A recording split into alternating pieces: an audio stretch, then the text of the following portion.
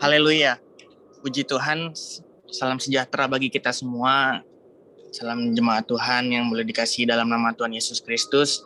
Tiba saatnya pada saat ini kita akan kembali sama-sama diberkati oleh kebenaran firman Tuhan. Namun sebelum itu, mari kita tundukkan kepala, kita mau berdoa kepada Tuhan. Bapa, kami bersyukur atas berkat dan kemurahan Tuhan, karena kemurahan-Mu kami boleh ada sampai saat ini. Saat ini Tuhan, hati kami rindu untuk kami kembali diisi oleh kebenaran firman-Mu. Biarlah firman-Mu yang sebentar akan disampaikan boleh tertanam dalam hati kami, jatuh di tanah hati yang terbaik, sehingga firman itu boleh berakar, bertumbuh dan berbuah. Kami boleh menjadi berkat bagi banyak orang. Berkati hamba-Mu sebentar, Kak Yohan, yang akan sebentar membagikan kebenaran firman-Mu Tuhan. Biarlah apa yang telah dipersiapkan semua berasal daripada Tuhan. Pengurapan dari alam maha tinggi turun ke atas Kak Yohan Tuhan, sehingga boleh menyampaikan kebenaran firman-Mu dengan baik. Berbicaralah kepada kami, karena kami siap mendengarkan firman-Mu. Di dalam nama Tuhan Yesus Kristus kami sudah berdoa. Haleluya. Amin. Waktu dan tempat kami persilakan. Salam sejahtera semuanya untuk jemaat Mur Serumbai. Ya, malam hari ini kita akan merenungkan bersama-sama kebenaran firman Tuhan yang saya ambil tema berbalik kepada Tuhan. Ayat emas yang akan kita renungkan ada di dalam Hosea 6 ayat 3. Mari kita baca. Marilah kita mengenal dan berusaha sungguh-sungguh mengenal Tuhan. Ia pasti muncul seperti fajar. Ia akan datang kepada kita seperti hujan pada akhir musim yang mengairi bumi. Melalui ayat ini, kita boleh diingatkan bahwa kita harus selalu setia, sungguh-sungguh mencari Tuhan. Terlebih di saat kondisi sekarang yang tidak menentu, di masa pandemi ini, kita tidak tahu kondisi ke depan seperti apa. Sebab itu kita mau tetap percaya kepada Tuhan. Kita ingat bahwa di dalam firman Tuhan dikatakan bahwa Tuhan setia sekalipun kita tidak setia. Namun marilah kita tidak menyalahartikan apa bunyi ayat itu. Jadi ayat itu menyatakan bahwa Tuhan itu setia, sifatnya setia. Sedangkan kita sebagai manusia seringkali tidak setia. Kita sering undur daripada Tuhan karena kemalasan, karena mungkin ada permasalahan menimbulkan kita kecewa dengan Tuhan. Namun firman Tuhan berkata Tuhan itu tetap setia. Jadi di dalam kondisi apapun kita mau untuk mencari Tuhan. Tadi di Hosea 6 ayat 3 disebutkan bahwa Tuhan akan muncul seperti fajar. Jadi saat orang yang bersungguh-sungguh mengenal Tuhan, Tuhan pasti akan berkenan untuk ditemui. Pertolongannya pasti akan diberikan kepada kita anak-anaknya. Dan dikatakan Tuhan, ia akan datang kepada kita seperti hujan. Berkat Tuhan akan mengalir melimpah seperti hujan bagi anak-anaknya. Apa yang kita kerjakan, Tuhan pasti akan berkati. Kita akan melanjutkan pada slide yang berikutnya. Kita ingat bahwa bangsa yang dikasihi oleh Tuhan adalah bangsa Israel. Namun, banyak kali bangsa Israel sekalipun Tuhan sudah menunjukkan mujizat yang dilakukan, seringkali mereka tidak percaya, bahkan bersungut-sungut kepada Tuhan, bahkan mencobai Tuhan. Seakan-akan Tuhan tidak mampu untuk menolong mereka. Adapun di dalam kitab Hosea, kesalahan-kesalahan bangsa Israel yang dapat saya rangkum adalah sebagai berikut. Yang pertama adalah bangsa Israel menyembah berhala. Kita tahu bahwa penyembahan berhala yang dilakukan bangsa Israel adalah dengan membuat patung lembu emas. Dengan apa? Dari emas dan perak yang mereka miliki. Emas dan perak yang mereka miliki dapat dari mana? Kita ingat bahwa ketika bangsa Israel keluar dari Mesir, Tuhan menggerakkan hati orang-orang Mesir untuk memberikan perhiasan mereka, emas perak kepada bangsa Israel. Seperti diberikan bekal kepada bangsa Israel. Namun mereka menggunakan berkat apa yang sudah diberikan Tuhan, tidak untuk memuliakan Tuhan, tetapi dengan membuat patung lembu emas. Jadi hal ini mengingatkan kita, kalau misalkan kita sudah diberkati, gunakan apa berkat Tuhan yang sudah diberikan, baik itu keuangan, talenta, kita mau gunakan untuk memuliakan nama Tuhan. Yang kedua, mereka melupakan Tuhan. Ya, tidak mengingat akan kebaikan Tuhan. Yang ketiga, tidak ada kesetiaan dan tidak ada kasih. Kesetiaan ini memang tidak mudah ya. Orang dikatakan setia bukan berada di tengah-tengah hidupnya, tetapi kalau sudah mengakhiri hidupnya baru dapat dikatakan setia. Yang keempat adalah mencampurkan dirinya di antara bangsa-bangsa. Di sini kita diingatkan supaya kita tidak mengikuti arus dunia. Mungkin pergaulan yang salah atau sikap pemikiran dari orang-orang dunia. Kemudian tidak ada pengenalan akan Allah. Kita diingatkan bahwa kita harus terus mau untuk mengenal kehendak Tuhan. Mengenal kehendak Tuhan dengan cara apa? Dengan merenungkan firman Tuhan. Kemudian dia suka mengutuk, berbohong, membunuh, mencuri, dan berzinah, melakukan kekerasan. Kemudian congkak atau tinggi hati. Kita tahu bahwa tinggi hati merupakan awal dari kejahatan manusia. Jadi biarlah kita selalu memiliki kerendahan hati di dalam setiap hati kita. Yang terakhir, mencari perlindungan kepada manusia melebihi kepada Tuhan. Jadi di dalam kitab Hosea ini dikatakan bahwa bangsa Israel mencari perlindungan kepada bangsa-bangsa yang lain. Dia tidak mengingat akan Tuhan. Dia menggunakan logikanya, melupakan Tuhan.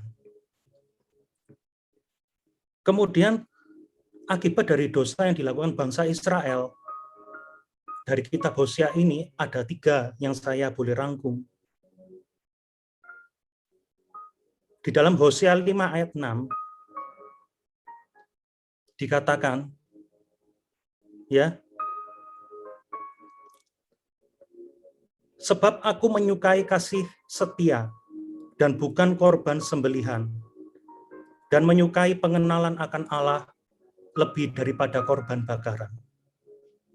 Jadi Tuhan tidak berkenan untuk ditemui sekalipun membawa korban persembahan. Karena Tuhan telah menarik diri dari bangsa Israel. Sekalipun mereka membawa persembahan, korban bakaran, namun Tuhan tidak berkenan. Tetapi di dalam Hosea 5 ayat 6 ini, kita juga di dalam Hosea 6 ayat 6, ya, sekalipun Tuhan menyukai kasih setia dan bukan korban sembelihan, dan menyukai pengenalan akan Allah lebih daripada korban bakaran, kita tidak boleh berpikir bahwa persembahan itu tidak penting. Kalau misalkan kita menjadi anak Tuhan, ya, kita sungguh-sungguh kepada Tuhan, pasti orang yang sungguh-sungguh kepada Tuhan mengerti kehendak Tuhan. Dia mau membalas cinta kasih Tuhan. Dengan apa? Dengan apa yang dimiliki. Dan Tuhan itu tidak meminta seluruh apa yang kita miliki, hanya sebagian kecil. Asal kita tulus ikhlas memberikan dengan sukacita, Tuhan pasti disenangkan. Kemudian akibat dari dosa yang dilakukan bangsa Israel adalah tertindas dan memperoleh hukuman. Itu dapat saudara lihat di Hosea 5 ayat 11. Kemudian Tuhan membiarkan musuh mengejar bangsa Israel. Jadi tidak ada perlindungan dari Tuhan, karena Tuhan telah menarik diri dari bangsa Israel. Di Hosea disebutkan bahwa banyak musuh yang mengepung bangsa Israel. Namun Tuhan membiarkan itu. Jadi kalau kita tidak sungguh-sungguh kepada Tuhan, mungkin kita berbalik dari Tuhan, jangan sampai itu terjadi karena Tuhan dapat membiarkan kita. Kita tidak mau disebut sebagai anak gampangan. Kalau seandainya kita salah, kita dididik oleh orang tua kita, berarti kita anak yang dikasihi Tuhan. Kalau seandainya kita sudah dibiarkan, orang tua kita tidak mau tahu apa dari apa yang kita lakukan, kondisi kita, kan kita jadi masalah di dalam kehidupan kita. Ya, tidak ada perlindungan.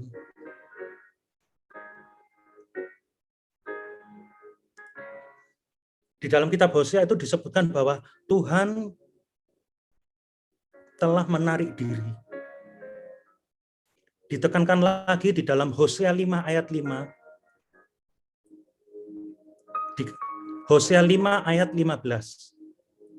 Dikatakan, mungkin ada di slide berikutnya. Oh, belum ya. Dikatakan ya, Hosea 5 ayat 15. Saya bacakan, aku akan pergi pulang ke tempatku, sampai mereka mengaku bersalah dan mencari wajahku. Dalam kesesakannya, mereka akan merindukan aku. Saya ulangi, Hosea 5 ayat 15. Aku akan pergi pulang ke tempatku. Ku ini adalah Tuhan, sampai mereka mengaku bersalah dan mencari wajahku. Dalam kesesakannya, mereka akan merindukan aku. Kita ingat akan cerita tentang anak yang hilang ketika si bungsu itu pergi dari rumah bapaknya, ya, setelah memfoya-foyakan seluruh harta bendanya, dia sungguh malang nasibnya, bahkan sampai makan pun dia tidak dapat makan yang layak. Di situ baru anak yang hilang itu menyadari akan kesalahan-kesalahannya, dia memiliki niat untuk datang kepada bapaknya, untuk meminta maaf, untuk memohon ampun, dan menjadi pekerja di dalam rumah bapaknya. Jadi Tuhan menunggu kita untuk mengakui kesalahan kita dan mencari wajah Tuhan. Jadi selama Tuhan membuka kesempatan untuk dia bersedia ditemui, mari kita mencari Tuhan. Karena Tuhan akan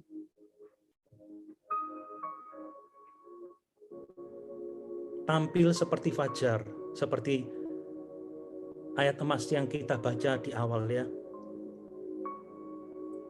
Kemudian apa manfaat mengenal akan Allah? Di dalam kitab Hosea 4 ayat 6. Kita akan baca Hosea 4 ayat 6. Umatku binasa karena tidak mengenal Allah. Karena engkaulah yang menolak pengenalan itu, maka aku menolak engkau menjadi imamku. Dan karena engkau melupakan pengajaran Allahmu, maka aku juga akan melupakan anak-anakmu. Jadi poin yang pertama adalah agar kita tidak binasa, kita perlu mengenal Tuhan. Yang kedua, agar kita diperkenankan Tuhan untuk menjadi pelayan Tuhan. Jadi marilah kita mengenal Tuhan dengan sungguh-sungguh, supaya pelayanan kita diperkenan oleh Tuhan. Jadi kalau kita bisa melayani, itu adalah suatu kesempatan yang baik ya. Karena kita melayani Tuhan, kita dilayakkan Tuhan untuk menjadi imam Tuhan. Yang terakhir adalah agar kita dan keturunan kita selalu diperhatikan dan dipelihara oleh Tuhan. Jadi bukan hanya di dalam kehidupan kita manfaatnya, akan terus kepada keturunan kita, anak-anak kita, cucu-cucu kita nanti ke depan.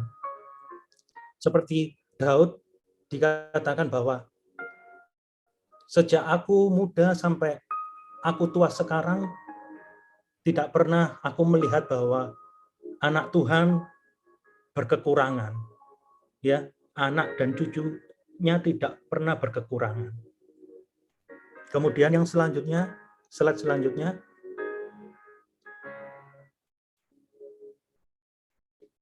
akhirnya saudara, di dalam Hosea ini, kitab Hosea, ada undangan seruan untuk berbalik kepada Tuhan. Kita akan baca Hosea 6 ayat 1. Mari kita akan berbalik kepada Tuhan, sebab Dialah yang telah menerkam dan yang akan menyembuhkan kita, yang telah memukul dan yang akan membalut kita. Jadi mari kita berbalik kepada Tuhan, sebab kalau Tuhan yang memukul, Dia juga yang akan membebat sakit kita. Kita percaya itu, karena Tuhan adalah Bapa kita. Dalam slide yang selanjutnya, ada berita sukacita ya. Dikatakan bahwa kasih Tuhan itu mengalahkan kedegilan orang Israel. Ada ayatnya di Hosea 6 ayat 1 dan 3.